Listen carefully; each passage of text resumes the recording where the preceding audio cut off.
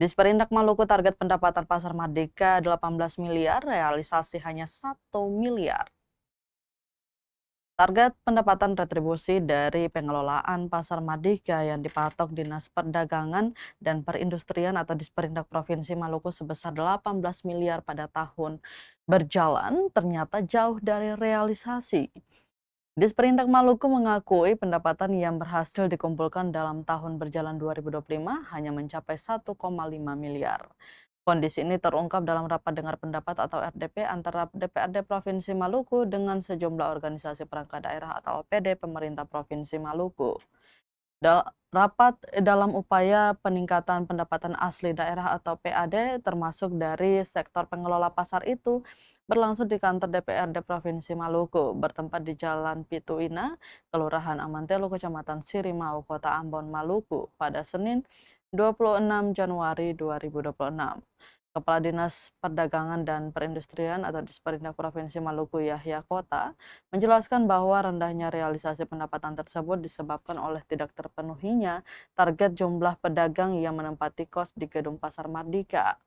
Penempatan target pendapatan 18 miliar sebelumnya didasarkan pada asumsi jumlah pedagang yang jauh lebih besar. Disperindak memperkirakan terdapat sekitar 1.777 pedagang atau los yang dapat dioptimalkan dalam pengelolaan pasar Merdeka. Jumlah tersebut jika dihitung secara rata-rata, kata Yahya Kota, bahwa daerah dapat memperoleh pendapatan hingga 22 miliar per tahunnya. Namun setelah dilakukan pembahasan bersama dan mempertimbangkan berbagai faktor, target tersebut kemudian disepakati berada pada angka 18 miliar. Sayangnya asumsi tersebut tidak berjalan sesuai harapan di lapangan. Tentu realisasi pendapatan aset daerah Pasar Merdeka itu menjadi sorotan serius DPRD Provinsi Maluku.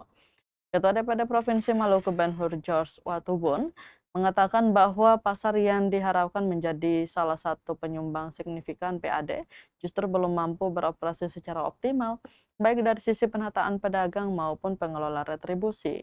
Kondisi tersebut tentu mendorong perlunya evaluasi menyeluruh terhadap kebijakan pengelolaan pasar Merdeka, termasuk strategi penertiban pedagang, optimalisasi pemanfaatan loss, serta penyesuaian target pendapatan yang lebih realistis sesuai kondisi real di lapangan. Tentu jika tidak segera dibenahi, Pasar Merdeka dikhawatirkan terus menjadi beban pengelola tanpa mampu memberikan kontribusi maksimal terhadap pendapatan daerah sebagaimana diharapkan sejak awal pembangunannya.